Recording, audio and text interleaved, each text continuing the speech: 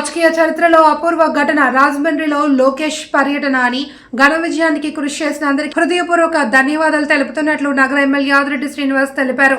ఎక్కడ సమన్వయ లోపం లేకుండా క్రమశిక్షణ కలిగిన పార్టీ టీడీపీ అని అంటూ ఉంటానని దానికి అద్దం పట్టేలా కార్యక్రమం విజయవంతం చేశారు అని అన్నారు. పర్యటనలో ప్రతి చోట వేలాది మంది ప్రభంజనం ఎక్కడా కూడా సహనం కోల్పోకుండా క్రమశిక్షణ కలిగి ఉన్నారని చెప్పారు. ముందు కదా అని చెప్పి మనం ఇష్టానుసారంగా ప్రవర్తించకూడదు, మనం అన్ని వ్యవస్థల్ని గౌరవించుకుంటూ వెళ్ళాలని కూడా ఆయన కూడా చెప్తా ఉన్నారు. అంటే నాయకులందరూ ఒక ఆలోచన ఒకలా ఉన్నప్పుడు మనం కూడా వాళ్ళ ఆలోచనకు తగ్గట్లు ఉండడమే. ఏదైనా చిన్న నేను చెప్పాను ఇప్పుడే, చిన్న జరిగినప్పుడు సర్దుకుంటూ వెళ్తాం, కూటమి ఉంటాయి.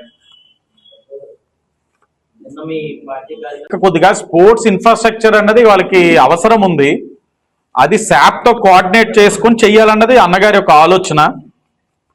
అదొక ప్రామిస్ చేశారు. అలాగే ల్యాబ్స్ కూడా కొన్ని ఉన్నాయి రిక్వైర్మెంట్. ప్రిన్సిపల్ గారితో చర్చించారు, కమిషనర్ భరత్ గుప్తా గారికి అప్పచెప్పారు, ఆయన కూడా కోఆర్డినేట్ చేస్తారు. ఎందుకంటే పిల్లలకి అక్కడ చాలా నైపుణ్యం ఉంది, వాళ్ళకి ఇంకా ఇవ్వాల్సిన అవసరం కూడా ఉంది.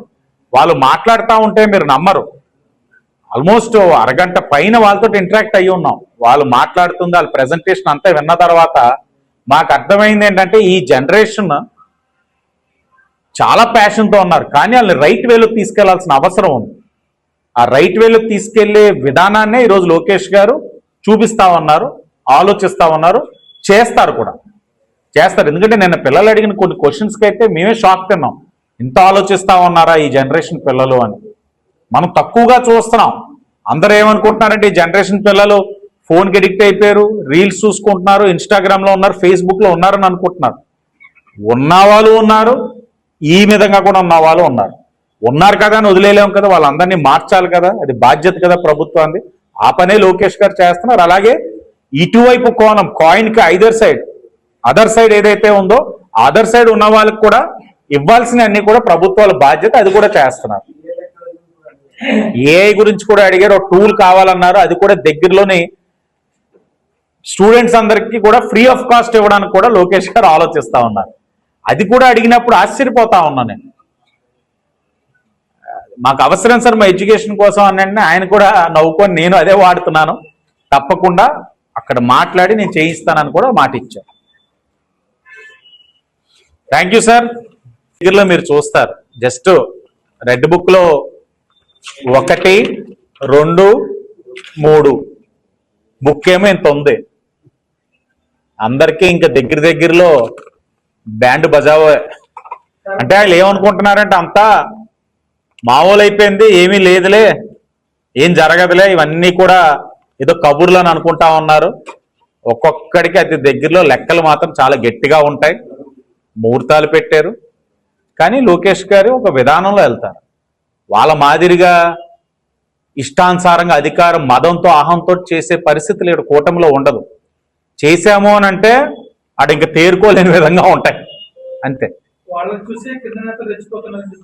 ఎవరిని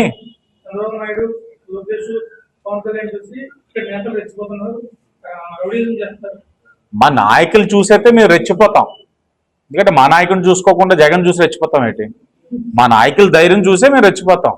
కానీ మాకు మా హద్దులు తెలుసు, ఇవి క్రమశిక్షణ కలిగిన పార్టీలు, మా హద్దులు తెలుసు, ఎలా ప్రవర్తించాలో ప్రజాస్వామ్యంలో మాకు తెలుసు.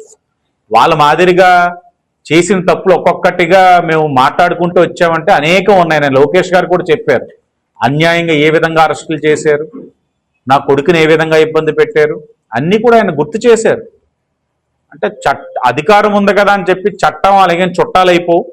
చట్టం అనేది ఎవరికైనా చట్టమే. వాళ్ళు చేసిన తప్పులు మేమెందుకు చేస్తాం? అలా తప్పులు చేశారు కాబట్టి 11 సీట్లకు పరిమితం అయ్యారు. మాకు తెలుసు మేమేం చేస్తున్నాం అన్నది, ఎక్కడా లేవు. ఇంకా చెప్పాలి అని అంటే నిన్నే మొన్న చూసాం సంఘటన, అది 307 సెక్షన్ కట్టారు. నడి రోడ్డు మీద పట్టపగలు వెహికల్తో గుద్ది వైసీపీ పార్టీలో ఒకరికొకరు హత్యా ప్రయత్నాలు, కత్తులతో తిరగడాలు, వీడియోలు ఇవన్నీ చూస్తుంటే ఆశ్చర్యం అనిపిస్తా ఉంది. ఎంత దారుణం! అధికారం పోయినా కూడా ఇంకా సిగ్గు లజ్జ లేకుండా, బుద్ధి రాకుండా ఇంకా ఎడవ పనులు చేస్తున్నారు. అవా చేసే విధానాలు అంటే కావాలనే ఒక చోట 30-40 మందిని పెట్టేది, రాడ్లు కర్రలన్నీ పట్టుకునేది, అతని మీద హత్యా ప్రయత్నం చేసేది, మళ్ళీ వాళ్ళ ఇళ్లలో ఆడవాళ్ళు వచ్చి భయభ్రాంతులకు గురే మళ్ళీ ఇదే ప్రెస్ క్లబ్లో ప్రెస్ మీట్ పెట్టి ఎస్పీ గారిని కలిసి ఆ సంఘటనలో ఉన్న వాళ్ళని ఎవ్వరిని వదలం. ఆ సంఘటనలో 2-3 మీద ఆల్రెడీ నేర చరిత్ర ఉంది, అన్నపూర్ణంపేటలో కూడా ఉన్నారు. వాళ్ళ మీద కూడా అతి దగ్గరలో రౌడీ షీట్ ఓపెన్ చేయడమే కాదు,